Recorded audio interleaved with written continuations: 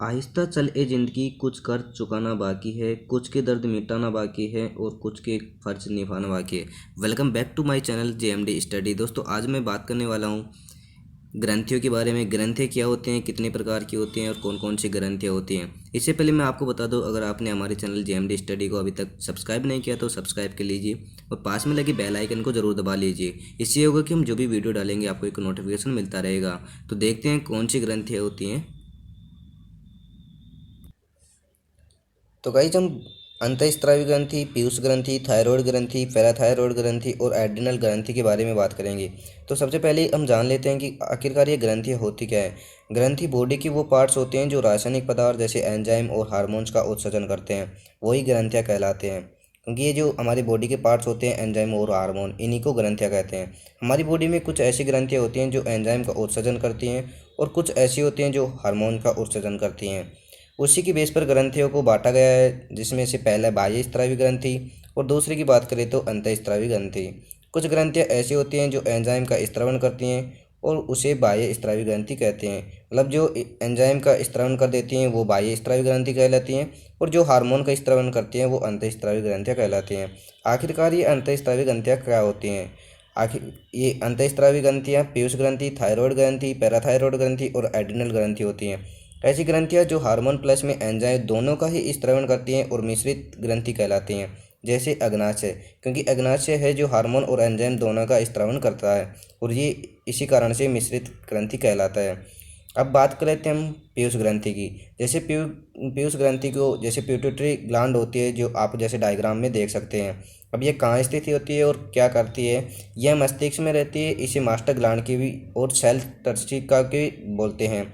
अब आप सोच रहे होंगे मास्टर ग्लैंड क्या है? इसी को हम मास्टर ग्लैंड कहते हैं। ये क्वेश्चन कुछ बार बार आता है और ज़्यादातर क्वेश्चन पुटअप होता है कि मास्टर ग्लैंड क्या होता है और कौन सी ग्रंथि होती है, तो इसका विशेषकर ध्यान रखिएगा। और इसका दूसरा नाम सेल तंत्रिका भी बोलते हैं। इस ग्रंथि को एसटीएच हार्मोन निकलता है। अब गाइज, आप ये बात कर रहे हो कि एसटीएच हार्मोन आखिरकार होता क्या है। एसटीएच हार्मोन सोमेटोट्रोपिक हार्मोन होता है। मतलब दोबारा बता दूं, सोमेटोट्रोपिक हार्मोन। आपको जैसा कि स्क्रीन पर दिख रहा होगा, इसका नाम आप नोट कर सकते हो। अब शरीर की वर्दी और इसकी वर्दी भी नियंत्रण रहती है। कई क्या है कि बौनापन आ जाता है और शरीर की हाइट है जो रुक जाती है और कई की बहुत ज़्यादा लेंथ हो जाती है। जो ये जो भी कुछ वर्दी कम होती है या फिर ज़्यादा होती है, जो एसटीएच हार्मोन के कारण से ही होती है। अब इसमें से एक वेरी इंपॉर्टेंट बहुत क्वेश्चन निकल के आता है कि मानव शरीर की सबसे बड़ी ग्रंथि कौन सी होती है। तो हम इसके लिए ये बहुत ही मोस्ट क्वेश्चन है। अब इसमें हम लिखेंगे पीयूष ग्रंथि, क्योंकि पीयूष ग्रंथि ही मानव की सबसे छोटी ग्रंथि होती है। अब बात कर लेते हैं थायराइड ग्रंथि। थायराइड ग्रंथि आखिरकार होती क्या है? थायराइड ग्रंथि सबसे बड़ी ग्रंथि होती है और यह एक टीएसएच हार्मोन की थायराइड ग्रंथि को हार्मोन स्त्रवण करने के लिए प्रेरित करता है। अब बात कर रहे हो कि क्या टीएसएच हार्मोन होता क्या है। अब TSH hormone thyroid stimulating hormone होता है। दोबारा बता दूं, थायराइड, टी का मतलब थायराइड, एस का मतलब स्टिमुलेटिंग स्टिमुलेटिंग और एच का मतलब हार्मोन। जैसा कि आप स्क्रीन पर इसको भी देख सकते हैं। अब ये क्या होता है? ये ग्रंथि हार्मोन स्रावित करने के लिए प्रेरित करता है। मनुष्य के गले में सांस नली के नीचे स्थित होती है, जैसा कि आप डायग्राम में देख सकते हो। या कहाँ पर होती है? जैसे कंठ होता है, कंठ ऊपर उभरा हुआ ऊपर की साइड में, और सांस नली के जस्ट नीचे स्थित होती है। अब अगली बात करें कि थायरोक्सिन हार्मोन। आखिरकार ये थायरोक्सिन हार्मोन होता क्या है?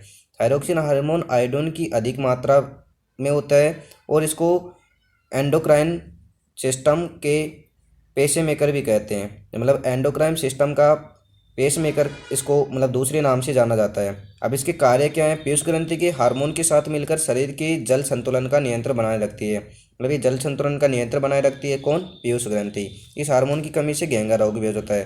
दोस्तों, आपने काफ़ी बार सुना होगा कि घेंगा रोग इसी कारण जो घेंगा रोग होता है जो इसी हार्मोन के कारण से होता है, जो हार्मोन थायरोक्सिन हार्मोन होता है। अब बात कर लेते हैं पैराथायराइड ग्रंथि। अब पैराथायराइड ग्रंथि होती क्या है? पैराथायराइड ग्रंथि के पीछे ही पैराथायराइड ग्रंथि स्थित होती है। मतलब पैराथायराइड ग्रंथि होती है, उसके जस्ट पीछे ही पैराथायराइड ग्रंथि स्थित होती है। मतलब जो थायराइड ग्रंथि के जस्ट पीछे वाला पार्ट पैराथायराइड ग्रंथि होता है। जैसे कि आप डायग्राम में दे सकते हैं, जैसे फ्रंट व्यू है, जो सामने वाला कैसा दिखता है और इसके जस्ट पीछे का भाग कैसा दिखता है। इससे निकलने वाला हार्मोन ब्लड में कैल्शियम की मात्रा को नियंत्रित करता है।